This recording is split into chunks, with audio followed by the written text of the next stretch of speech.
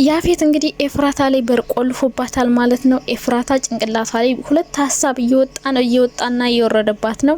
አንደኛው ሀሳቧ ገንዬ ብዙ ምልክት ሰጥታኝ ነበር፣ ያኔ ለምን አልጠረጠርኩም? ያኔ ምን ነው ነግሪያት በሆነ አሁንም ወጥቼ ሄጄ ባገኘዋት የሚል ሀሳብ አላት። ሁለተኛው ሀሳቧ ደግሞ ሁሉንም ነገር ልተውና ያፌትን አግብቼ እዛ የታሰሩ ልጆችንና የሚሰቃዩ ልጆችን ራሴን መስዋዕት አድርጌ ላውጣቸው እያለች ነው። እንግዲህ በሁለት ሀሳብ መሀል ሆና ራሷን እየተከራከረች ነበር። ግን ደግሞ በመሀል እዛ ቤት መውጣት ፈለገች እና ሰራተኛዋን ብትጠይቃትም ግን ደግሞ መውጫ ምንም አይነት መንገድ እንደሌለ ነግራታለች ማለት ነው። ቤት ውስጥ ያለችው ሰራተኛ ደግሞ ያው ሰራተኛ ሳትሆን ፖሊስ ናት ማለት ነው። የያፌትን መረጃ ለማውጣት ነበር ቤት የገባችው። ግን ደግሞ ቤት ውስጥ ምንም አይነት መረጃ እንዳላገኘች ሪፖርት እያደረገች ነበረ።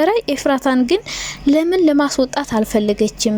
የኤፍራታ ሰላይ ከሆነች ለምን ኤፍራታን እንድታመልጥ አላደረገቻት የሚል ጥያቄ ሁላችንም ላይ ሊፈጠር ይችላል።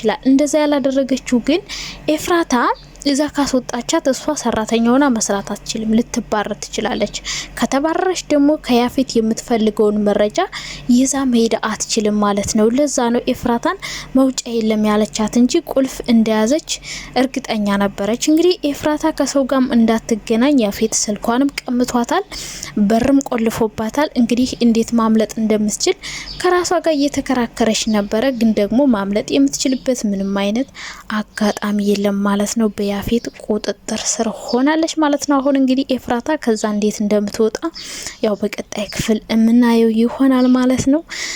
ገነት እንግዲህ ያፌትን ብትለምነው እግሩ ስር ወድቃ ኤፍራታን አገናኝ ብላ እሱ ግን ምንም ሊራራላት አልቻለም፣ ሊያገናኛትም አልቻለም። ጭራሽ ረግጧትና ግፍትሯት ነው የሄደው ማለት ነው። ኤፍራታ ሊያገናኛት አልቻለም። ገነት እንግዲህ በጣም እየተጨናነቀች ነው። አንዴ ድምጿን እንኳን በሰማት አንዴ እንኳን ባገኘዋት እያለች ራሷን እንግዲህ እያስጨነቀች ነበር። ምነው ቀድሜ ነግሪያት በሆነ እስከ ዛሬ ባልቆየው በማለት ራሷን እንግዲህ እየወቀሰች ትገኛለች ገንዬ ማለት ነው።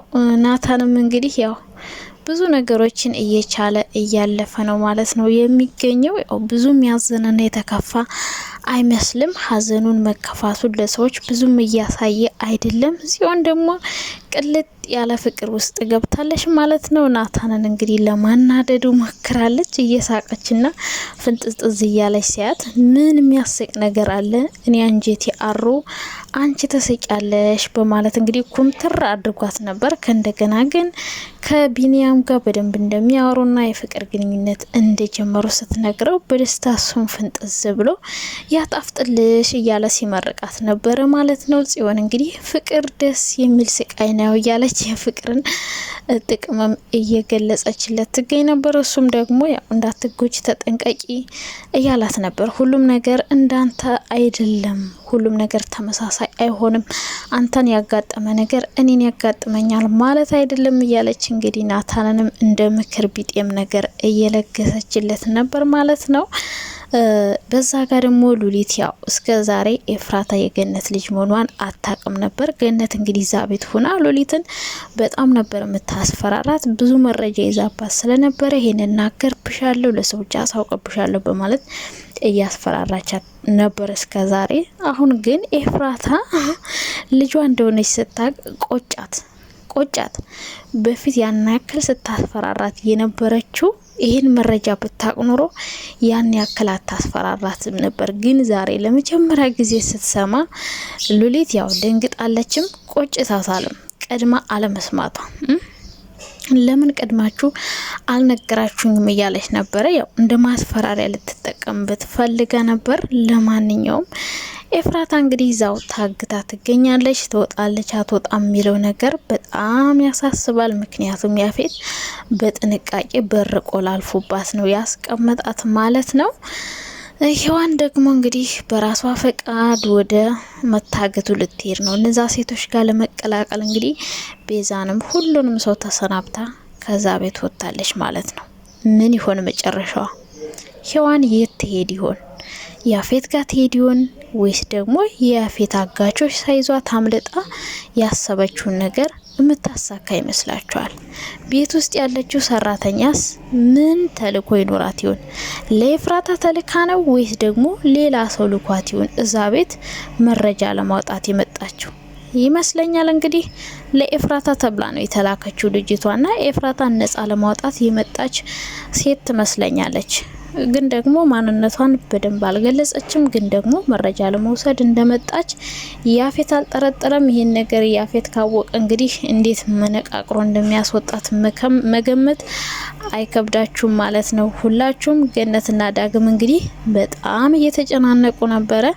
ያፌት ያክስቱ ልጅ እንግዲህ ጽዮንን እንደወደዳት ሲነግረው ጽዮንን ከኔ ጋር እንድትሆን አድርግልኝ ብሎ ሲነግረው እንግዲህ ያፌት ሁላችሁም እንዳያችሁት እሷን ነካ ማለት ባይን የመጣ ነው ያለ ነበር። እኔ እዚህ ጋር በጣም ግራ የገባኝ ነገር ያፌት ኤፍራታንንም ጽዮንንም ሊያገባችሁ አስቦ ነው ወይስ ምን አስቦ ነው? ከዛ በፊት እንግዲህ ሁላችሁም እንደምታውቁት ቤዛን ጽዮን የሰርጌ ዕለት ከጎኔ እንድትሆን ካደረግሽልኝ ከእስር ቤት አስወጣሻለሁ ብሎ ነው ከእስር ቤት ያስወጣት ማለት ነው። ሶ ጽዮን ጋር ያለው ግንኙነት ያፌት ምንድን ነው? ፍቅረኛው ሊያደርጋት አስቦ ነው? ያፌት እንግዲህ እንደሚታወቀው ናታን እንዲከፋና እንዲያዝን ሁሌም ነው የሚጠራው። ስለዚህ ናታንን ለማሳዘን ጽዮንንም ሊቀማው ነው፣ ኤፍራታንንም ሊቀማው ነው ብዬ ነው የማስበው። በእርግጠኝነት ኤፍራታንም ቢሆን አፍቅሯትና ፈልጎት አይመስለኝም የሚያገባት ያው ናታንን ለማብሸቅ ይመስለኛል። ስለዚህ ለምንድን ነው እንደዛ የተናደደውስ? ለምንድን ነው ደግሞ የዳግም ጓደኛ የሆነ መረጃ እንደሚያመጣላቸው እርግጠኛ ነኝ። የያፌት ሚስት እንግዲህ የዳግም ወንድም እንደሆነች የገነት ልጅ እንደሆነች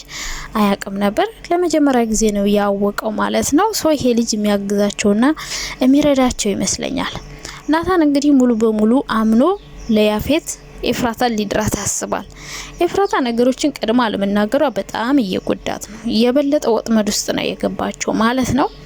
ያፌት እንግዲህ አስገድዶም ቢሆን ሊያገባት ሊሳካለት ነው ይመስለኛል። ብቻ በጣም ከባድ ነው። መጨረሻውን ለማየት ያብቃን። ወዳችኋል።